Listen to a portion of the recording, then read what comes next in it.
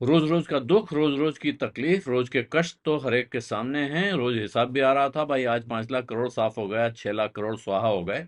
लेकिन अब अगर आप कुल मिला के जोड़ के देखें, एक रिपोर्ट आ गई है जिसमें बताया गया है कि पूरे चौथे क्वार्टर में, फाइनेंशियल ईयर 26, जो वित्त वर्ष 25-26 कहा जाता है जिसे, उसके चौथे क्वार्टर में यानी जनवरी फरवरी मार्च में कुल मिलाकर 12,60,000 करोड़ रुपया इक्विटी मार्केट से, इक्विटी होल्डिंग्स में से साफ हो गया है।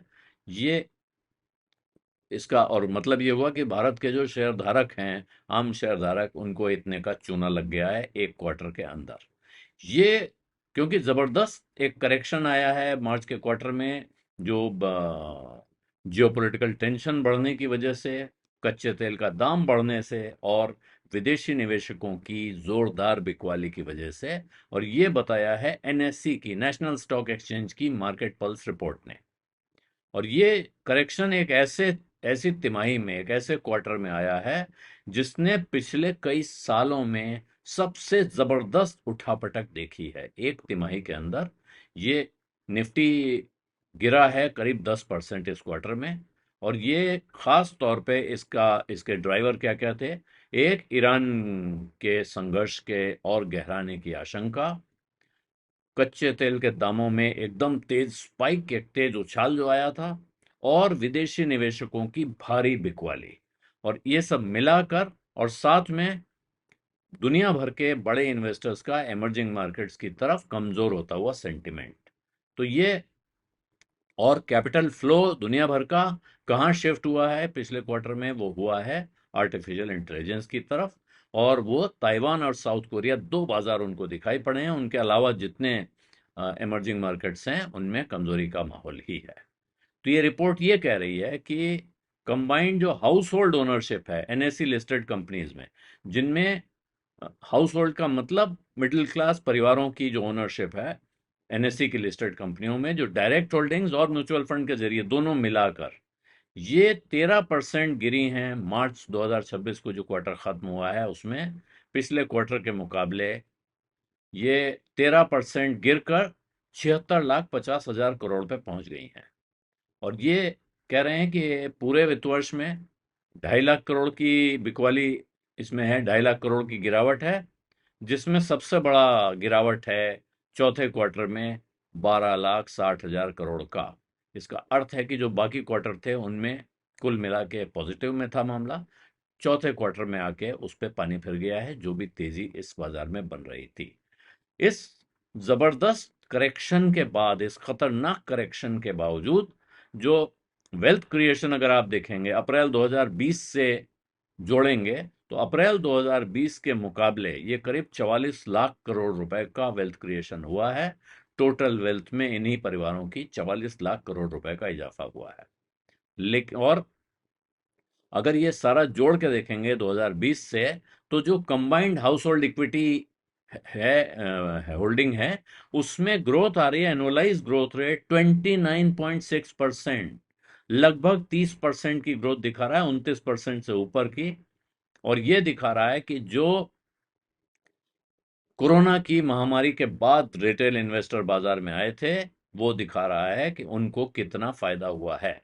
मार्च क्वार्टर का करेक्शन, उसके तमाम कारण मौजूद हैं और ज़्यादातर कारण मैक्रो इकोनॉमी में है, कंपनियों की परफॉर्मेंस या दूसरे कारणों के सामने।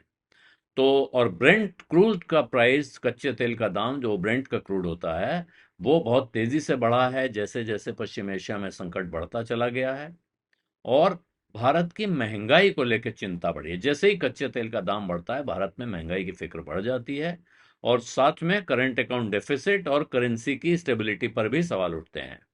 बिल्कुल स्वाभाविक है, जैसे ही वहां दाम बढ़ेगा, यहाँ इंपोर्ट बिल बढ़ेगा। इंपोर्ट बिल बढ़ने का मतलब है चीजें महंगी होंगी और साथ में सरकारी घाटा बढ़ेगा। तो ये सारी चिंताएं मिलाकर विदेशी निवेशकों को एक बहाना मिलता है कि ऐसे में तो हम भागते हैं, क्योंकि यहाँ रहेंगे तो जो पैसा लगेगा उसकी वैल्यू कम होती दिखेगी। और ऐसे में कॉर्पोरेट अर्निंग्स की ग्रोथ में भी अगर थोड़ी गिरावट दिखती है, मंदी दिखाई पड़ती है, ग्रोथ में गिरावट, अर्निंग्स में गिरावट नहीं, अर्निंग्स बढ़ने की रफ्तार कम होती हुई दिखती है, और साथ में क्योंकि वैल्यूएशंस पे बहुत सवाल साल भर से उठ रहे हैं कि भारत में वैल्यूएशन ज़्यादा हैं, ज़्यादा हैं, ज़्यादा हैं, और वो भी कहाँ के मुकाबले, एआई लिंक्ड मार्केट्स यानी ताइवान और साउथ कोरिया के मुकाबले। तो फिर ये सब मिलाकर असर डालते हैं बाजार पर। एनएससी की रिपोर्ट का कहना है वित्त वर्ष 2026 में कुल मिलाकर फॉरेन पोर्टफोलियो इन्वेस्टर्स ने 19.6 बिलियन डॉलर की बिकवाली की है और उनकी ओनरशिप एनएससी लिस्टेड कंपनियों में 15.8% पे आ गई है, जो कि 17 साल का नया लो है। ये एफपीआई ओनरशिप निफ्टी में 2 परसेंटेज पॉइंट गिरी है क्वार्टर ऑन क्वार्टर, 21.8%। निफ्टी की 50 कंपनियों में फॉरेन पोर्टफोलियो इन्वेस्टर्स की ओनरशिप 21.8% पे आ गई है, जबकि निफ्टी 500 में, निफ्टी की 500 टॉप कंपनियों में वो 16.8% पे आ गई है।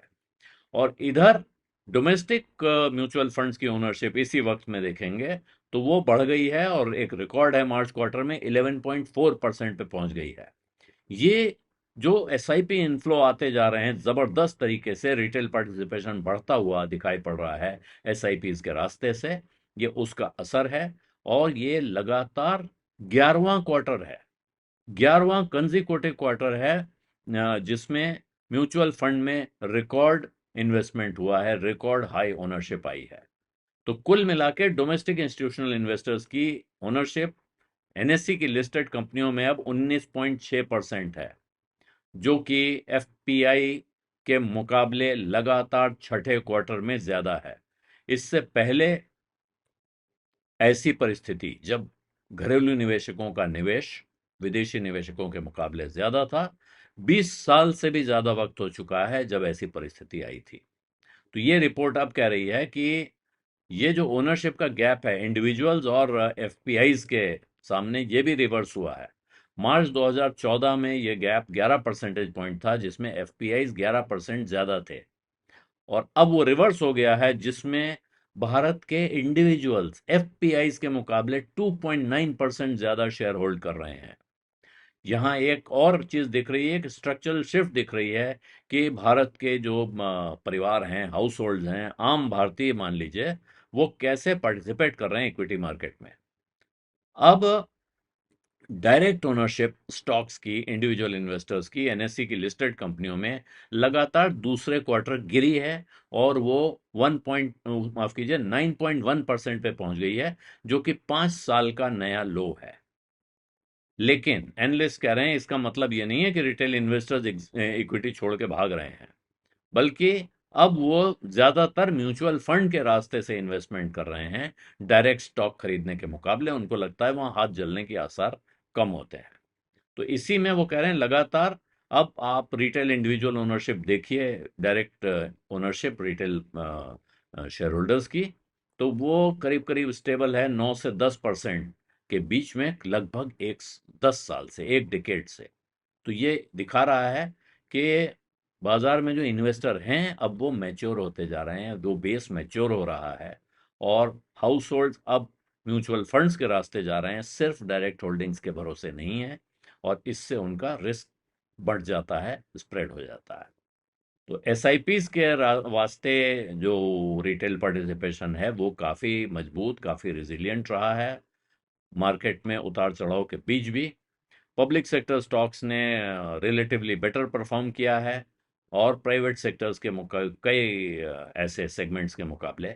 और जो ब्रॉडर मार्केट एनवायरनमेंट जिसको कहते हैं, जो स्मॉल कैप मिड कैप, इनमें यहाँ ज़रूर है कि इस क्वार्टर में इक्विटीज़ में कुछ वहाँ कष्ट दिखाई पड़ रहा है। लेकिन जियोपॉलिटिकल कंसर्न्स को छोड़ दें, ऊंचे कच्चे तेल के दाम को छोड़ दें, साथ में भारत में अर्निंग्स ग्रोथ में स्लो डाउन भी दिखाई पड़ा है कुछ लार्ज कैप कंपनियों में, कुछ लार्ज कैप सेक्टर्स में। और दूसरा, जो विदेशी निवेशक लगातार पैसा यहां से खींच के दूसरे बाजारों की तरफ ले जा रहे हैं, उसका भी असर बाजार में साफ साफ दिख रहा है। और ये बात बार बार कही जा रही है कि जहां ताइवान और साउथ कोरिया को इस एआई एक्सपोजर का फायदा मिल रहा है, उसी तरफ भारत को इसमें मुश्किल हो रही है, क्योंकि यहाँ वो कंपनियां नहीं हैं जो इस गेम में डायरेक्ट प्लेयर के तौर पे अपनी अटेंडेंस लगा सकें। बीज अड्डा में आज इतना ही है, इजाजत दीजिए, धन्यवाद, नमस्कार।